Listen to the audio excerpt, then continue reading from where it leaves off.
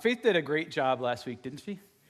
Thank you, Faith. I don't think she's here this morning, but Faith did a great job, and she challenged us to look inward at the ways that we might be missing Jesus outwardly or around us in favor of our own self-interests. And if you didn't get a chance to hear that, you can always go back and watch, but she did a great job. Our passage for today is nearing the end of Jesus' journey from Cana to the cross. Jesus has come a long way in John's gospel, emphasizing with light and dark the need for transformation and the unique and intimate power of God in the person of Jesus. Of course, the way John tells this story puts those things on display with great emphasis, especially the type of power and truth which Jesus bears witness to. Here we begin with conventional power in our story today. The high priest Caiaphas handing Jesus over to another traditional power, a state official, Pilate, who's hiding behind another religion, the sect of the Jews that hand Jesus over. And so in classic Johann Jesus fashion, the dialogue re-narrates traditional perspectives concerning truth and power and draws us into this story from a long time ago. John 18, beginning in verse 28. Then they took Jesus from Caiaphas to Pilate's headquarters. It was early in the morning. They themselves did not enter the headquarters so as to avoid ritual defilement and to be able to eat at the Passover. So Pilate went out to them and said, "What accusation do you bring against this man?" They answered, "If this man were not a criminal, we would not have handed him over to you." Pilate said to them, "Take him yourselves and judge him according to your law." The Jews replied, "We are not permitted to put anyone to death." This was to fulfill what Jesus had said when he indicated the kind of death he was to die. Then Pilate entered the headquarters again, summoned Jesus and asked him, "Are you the king of the Jews?" Jesus answered, "Do you ask this on your own, or did others tell you about me?" Pilate replied, "I'm not a Jew, am I? Your own nation and the chief priests have handed you over to me. What have you done?" Jesus answered, "My kingdom does not belong to this world. If my kingdom belonged to this world, my followers would be fighting to keep me from being handed over to the Jews. But as it is, my kingdom is not from here." Pilate asked him, "So you are a king?" Jesus answered, "You say that I am a king. For this reason I was born, and for this I came into the world to testify to the truth. Everyone who belongs to the truth listens to my voice." Pilate asked him, "What is truth?" After he had said this, he went out to the Jews again and told them, "I find no case against him. But you have a custom that I release someone for you at the Passover. Do you want me to release for you the king of the Jews?" They shouted in reply, "Not this man, but Barabbas." Now Barabbas was a rebel. The word of the Lord. This passage really begins with Pilate making a few not so insignificant concessions for the Jews who are bringing Jesus to them. For the sake of not being defiled by entering an unclean place before the Passover, the Jews will not bring Jesus into Pilate's headquarters. So Pilate comes out from his place of comfort to meet Jesus. This seems to me to be an important inclusion in the passage. Of course, it's a Gentile, an outsider, who is willing to come out to meet Jesus. But the other bit of subtext demonstrates just how powerful the alliance among the Jews and Romans really is. Pilate, the guy in power, leaves his comfy seat, and he agrees to hear this case, for which they provide no real evidence or no real charge, only saying that they can't put a person to death. And even later, Pilate agrees to give them back a criminal to fulfill a Passover custom. With this information, John illustrates that the allegiance between these corrupt Jews and the power that they hold within the state is clearly very, very strong. Now, it's also worth mentioning before we go further that this is not the behavior of all of the Jews who are around Jesus, right? It's easy to get caught up in an anti-Semitic rhetoric when we read the Gospels, but That is just a misinterpretation of the situation of the Gospels. Many Jews around Jesus have become his faithful followers, haven't they? Others see him as a teacher. Others see him as a prophet. Some are indifferent, but there are only a distinct few whose power is being threatened, who wish to kill him. Judaism is, in fact, a primarily peaceful and generous Abrahamic religion, not unlike Christianity. It's especially important to say that we ought not show hate, but love towards Judaism and other global religions in the wake of yet another violent gun act carried out against a religious community this week. The Jews who encountered that violence are our friends, not our enemies. So Pilate agrees. I digress. So Pilate agrees on the merits of the relationship between the Jews in power and the Romans. Pilate agrees to go see Jesus. And he asks him, "Are you the king of the Jews?" Now, we've been reading John long enough to expect Jesus not to answer the question in the way that anybody anticipated, right? Why does Jesus have such a hard time answering questions in a straightforward way? It just seems in John, everyone who is asking him questions is asking him the wrong questions, I think. Or at least that's how John narrates it. Here the question is not, "Are you the king of the Jews?" Jesus replies that his kingdom does not belong to this world, because if it did belong to this world, he would have had his followers fight to keep him from Rome.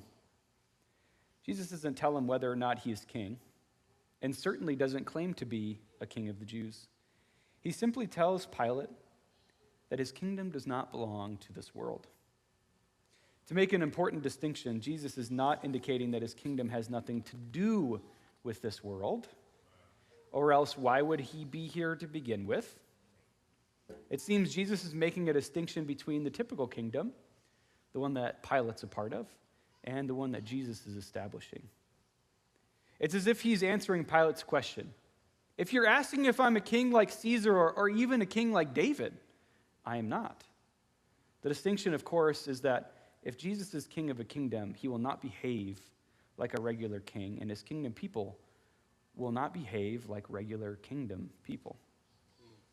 Jesus is being given over by the Jews in power to be crucified by Rome, and the irony is that Jesus' crucifixion is the coronation of a king who is Lord over a very different sort of kingdom.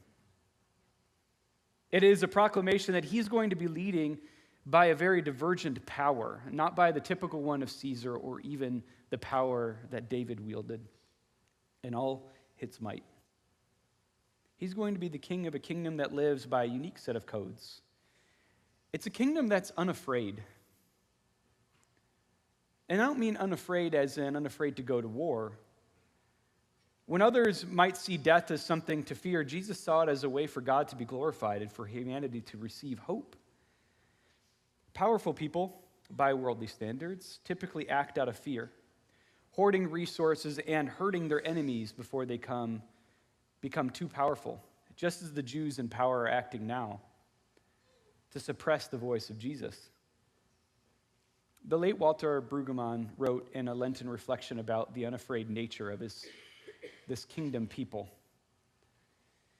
He writes of the unafraid, those who live by Christ's kingdom. The unafraid are open to the neighbor, while the frightened are defending themselves from the neighbor. The unafraid are generous in the community, while the frightened in their anxiety must keep and store and accumulate to make themselves feel safe. The unafraid commit acts of compassion and mercy, while the frightened do not notice those who are in need. The unafraid are committed to justice for the weak and for the poor, while the frightened see them only as threats. The unafraid pray in the morning, care through the day, and rejoice at night in thanks and praise, while the frightened are endlessly restless and endlessly dissatisfied. This is the unafraid nature of the people of the kingdom of God, of the kingdom Jesus is establishing. These types of people are unafraid because of the power of the Spirit and the provision of the Creator, and they live radically inclusive and compassionate ways, just as Jesus did. Of course, Jesus can't give Pilate a straight answer. Claiming to Pilate that he is king would severely mislead Pilate as to what Jesus was actually doing. He would have had all of the wrong ideas if Jesus had said he was king. Pilate takes Jesus' answer at face value and makes the assumption that he is king of something, at least he says. So you are king. To which Jesus replies, you say that I am king, but I came into this world to testify to the truth. Now, truth is historically elusive. And you don't have to look far in our time to find all of the ways that truth is being abused, misused, and misled. So what is truth seems a potent question for our culture and our time. We have many definitions. Philosophy's made a living of asking the question of what we mean when we say truth. They don't even have one definition. Philosophers have 6 decent definitions of it. Truth is an important concept in John. And careful readers will know that Jesus is talking about himself and his way of living when he talks about truth. Now, Pilate wouldn't have known this. But John 1 begins with the Word, the truth of God became flesh and made its dwelling among us. Or later in John 8, if you abide in my word, you are truly my disciples, and you will know the truth, and the truth will what? Set you free. Maybe the most oft-quoted Bible verse of all. Funny thing is, we co-opt that word truth and make it about what we believe to be true, not about the person of Christ. But that is what Jesus is saying in John 8, that once you know me, as I know the Father, you'll be set free. That's a very different definition than the one a philosopher might give you. The truth that we see on display in the life, the death, and the resurrection of Jesus is what John means when he says truth. And Jesus, toward the end of his life, declares, in stark contrast to those at the center of power, that his way of mercy, selflessness, compassion, love for the neighbor, care for those in need, this is what it means to know the truth and to be set free. It is, as Brueggemann was saying, knowing the truth means we can live unafraid. I think Jesus is rejected by these powerful Jews for the same reason he's rejected by many people today. Even those who claim to follow Jesus reject Jesus in similar ways. He isn't a king in the way they want him to be. Jesus' truth doesn't look enough like my truth. So I conform Jesus into my image instead of being conformed into his. I like power, don't you? I like security. I like to do whatever I want whenever I want to do it without repercussions. I'm selfish. So often I reject the real truth of Jesus for a story about Jesus that justifies my own greed, and I call it freedom. That is not the posture of the unafraid. This is the action of those who are not set free. To be set free by Jesus is to live our lives towards the world, not in fear of the world. To live our lives generously toward those who are in need, not afraid of those who are in need. The worship team is going to come back up as we close here. But I think Pilate's confused in all the ways that we often are. You know, he gets kind of a bad rap here. But I think Pilate's confused in all the ways that we often are. And I think Pilate's confused in all the ways that the Jews who are trying to crucify Jesus were also confused. They didn't like the truth that Jesus brought. And so they made truth something totally different, something that suited their own agenda. But the truth of Jesus in the New Testament, in the Gospels, is pretty explicit. The way that he cares for people, cares for the world, is sitting on the surface. But it's more convenient to mold Jesus and pick and choose our verses into our own image than accept the one that Jesus already set. Now, before Jesus is handed over to the crowds and the known criminal, Barabbas, is set free, Jesus says, everyone who belongs to the truth listens to my voice. So whose voice are we listening to? Is it the voice of my own status, power, privilege? Is it a cultural perspective? Is it a political ideology? Is it my own desire to get the way or be right? Whose truth are we listening to? Because there's a lot of different perspectives out there.